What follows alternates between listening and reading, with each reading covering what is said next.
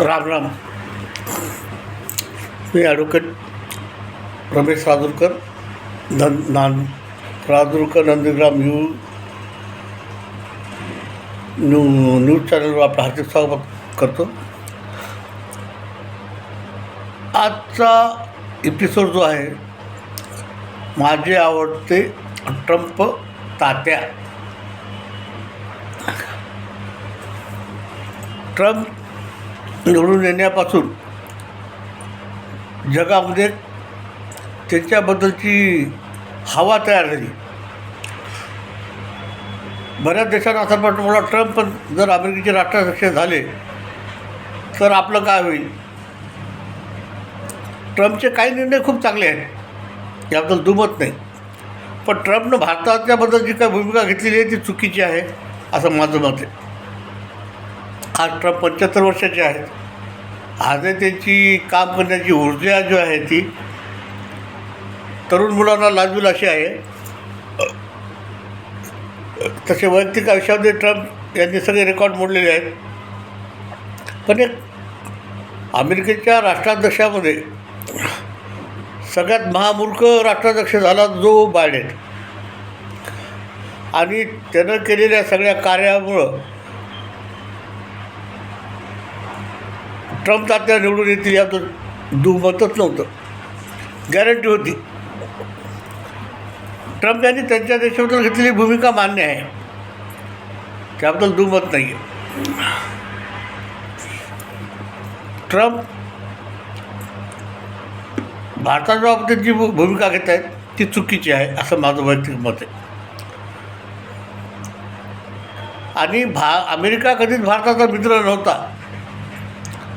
इंदिरा गांधी जेव्हा राष्ट्राध्यक्ष रूझवेल्ट होते त्यावेळेला भारतामध्ये अन्नधान्याचा खूप मोठा तुटवडा होता. तेव्हा ती भेटायला गेली. त्यांनी त्यांचा मोठ्या प्रमाणावर अपमान केला होता, पण त्यात भारताची मजबुरी होती. त्यावेळेला तिथं जी मिलो ज्वारी पिकत होती, जे तिथलच्या जनावराला खाऊ घालत होते, ती मिलो ज्वारी भारताला दिली. लाल रंगाची ती ज्वारी होती, मी पाहिलेली आहे. त्याच्या ज्वारीची भाकरीसुद्धा खाल्लेली आहे. तो काळ होता, मजबुरी होती भारताची. तो काय भारताची एवढी लोकसंख्या आणि अन्नधान्याचा मोठ्या प्रमाणात झालेला तुटवडा होता. पण आजपर्यंत भारताला जगामध्ये रशियानं जी साथ दिली तेवढी साथ दुसऱ्या कोण्याही देशानं दिलेली नाही आहे. आणि अमेरिका भारताचा विरोधकच राहिलेला आहे. अमेरिका भारतासोबत कितीही मैत्री केली तरी तो भारताचा दुश्मनच समजतो भारताला. हा जो बायडेन जो होता यानं अमेरिकेची बर्बादी केली. जगामध्ये अशा भूमिका घेतल्या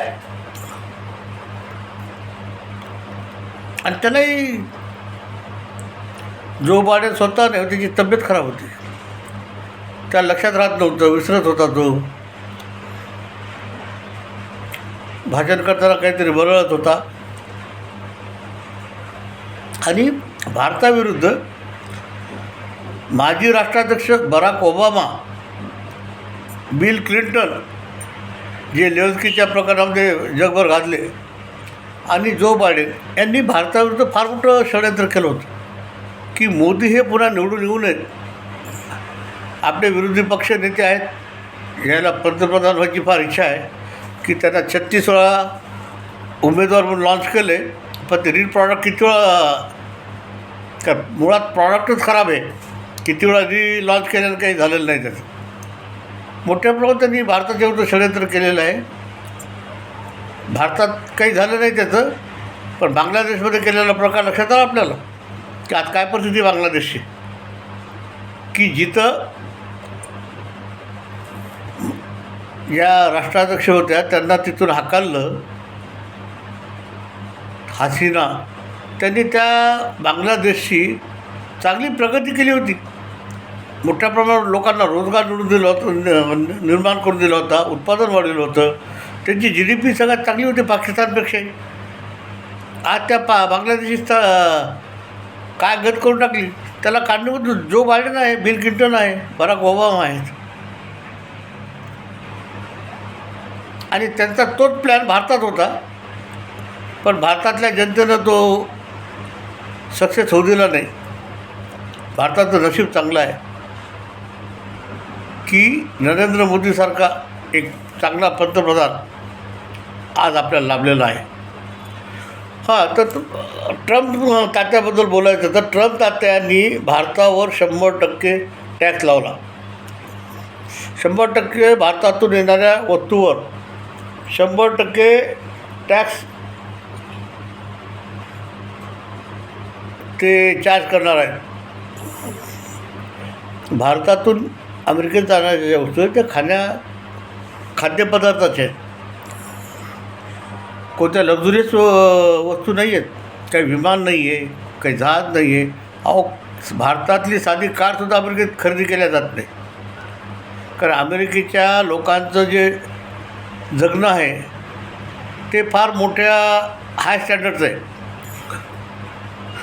भारतामध्ये मारुतीसारखी कार चालू शकते इथलच्या जनतेला आपल्या राहणीमानाप्रमाणे, पण तिथलच्या लोकांना 25 लाखाची मर्सिडीज आणि रोल्स रॉइस पाहिजेत. आता भारतातून तिकडे जाणाऱ्या ज्या वस्तू आहेत त्यावर 100% लावल्यानं भारताचं नुकसान होणार नाही आहे, ट्रम्प तात्याचं नुकसान होणार आहे. पण आता त्यांनी पॉलिसी ठेवली अमेरिका फर्स्ट, अमेरिका ग्रेट. अमेरिकेच्या देशाबद्दल त्यांचं प्रेम असावं ही भूमिकासुद्धा त्यांनी देशासाठी घेतलेली चांगली आहे. आता ट्रम्प तात्यांनी इराणला धमकी दिली की अणुबॉम्बचं उत्पादन किंवा जे आहे तुमची ते थांबवा, नाहीतर तुमच्यावर जो मोठी आघाडी पकडल्या जाईल. त्यामध्ये इस्रायलला दिलेली साथ ही सुद्धा खूप महत्त्वाची आहे की त्या भागात जिद्दी इस्रायल आणि अमेरिकेच्या सपोर्टवर आज पण टिकून राहिलेला आहे.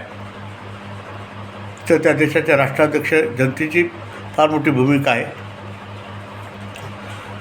आणि तात्यानं सांगितली गाझापट्टी रिकामी करा.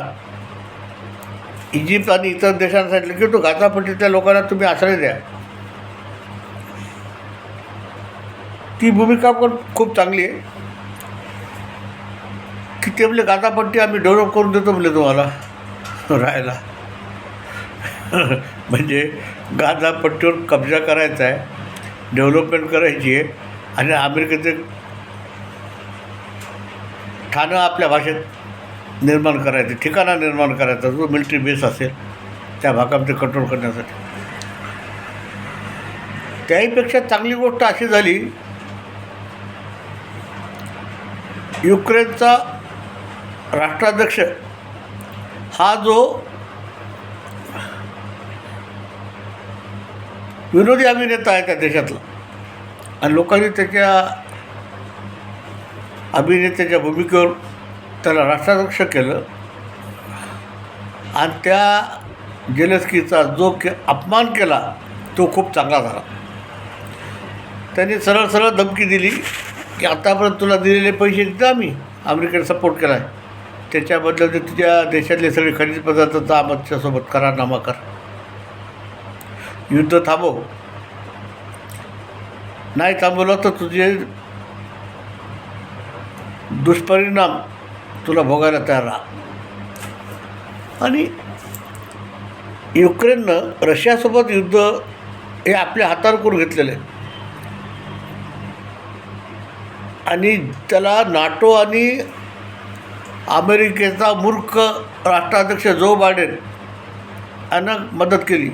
आपल्याकडे पद्धत आहे, कुस्ती खेळायची असेल तर ते तू कुस्ती खेळ, मी तुझे कपडे सांभाळतो. तशी भूमिका अमेरिकेने घेतली की रशियाचा परस्पर काटा काढण्यासाठी युक्रेनला भडकवलं, शस्त्रास्त्र दिले, त्यात नाटो संघटनेनं दिले आणि त्यामध्ये रशियासुद्धा मोठ्या प्रमाणात होरपळा गेला. युक्रेन तर बरबाद झाला. युक्रेन देश जगाच्या 25 ते 30%, 25% युक्रेन आणि 25% रशिया गव्हाचं उत्पादन करत होते. गॅस आहे, पेट्रोल आहे, डिझेल आहे, हे सगळे युरोप राष्ट्रांना ते सप्लाय करत होते. आणि तेच युरोपचे नाटोचे जे देश आहेत, इंग्लंड, फ्रान्स, इटली, जर्मनी यांनी याच्यातून आघाडी उघडली. जो देश आपल्याला मदत करतो आहे फक्त, आणि युक्रेनच्या राष्ट्राध्यक्ष झेलेन्स्की मूर्ख माणसामुळं त्या देशाची बर्बादी झालेली आहे. युक्रेन हा नैसर्गिकदृष्ट्या इतका सुंदर देश होता, पण रशियानं तिथं आज बॉम्बगोळे टाकून बेचिराग करून टाकले. तर ट्रम्प तात्यानं सांगितलं की तुला आता काही रुपये देणार नाही मी, तुझा तू खर्च पाय, आता तुझ्या तू कमाई कर. आपल्या इथं बोलीभाषा पोराला मुलाला म्हणतो ना आपण, आता तू मोठा झाला तू नोकरी पाय, कामधंदा कर, तू कमव. तसं झेलेन्स्कीचा अपमान करून त्याला जेवण ठेवलेलं जेवणसुद्धा रद्द केलं या माणसानं, ट्रम्पनं, आणि हाकालून दिलं त्याला. आणि त्याला मिळणारी जी मदत होती ती बंद केली. अमेरिका आत्तापर्यंत सगळ्या जगामध्ये आग लावणारा देश आहे. फार मोठ्या प्रमाणात आर्थिक मदत करायचा, कशासाठी की त्या देशामध्ये आपला कब्जा राहावा, आपल्या म्हणणं ऐकणारं सरकार असावं, नाही तर मग त्या देशाची वाट लावायची. त्याचं चांगलं उदाहरण लेटेस्ट म्हणजे बांगलादेश आहे. ट्रम्प तात्या आज 75ला सुद्धा एवढ्या मोठ्या प्रमाणात स्पीडनं काम करत आहेत. ते आज म्हाताऱ्यांचे नाही, तरुणांचे आयडॉल आहेत. आज तात्याचं वय 75 आहे आणि तात्याला आयुष्याचा खूप मोठा अनुभव आहे. माझं एवढंच म्हणणं आहे की ट्रम्प यांनी बाकी जगामध्ये काय भूमिका घ्यायची ती घ्यावी, पण भारताविरुद्ध घेतलेली भूमिका चुकीची आहे. जय श्रीराम. मी माझे मत आपल्यासमोर व्यक्त केलं आहे. आपण आपले मत माझ्या कॉमेंट बॉक्समध्ये द्या. जय श्रीराम.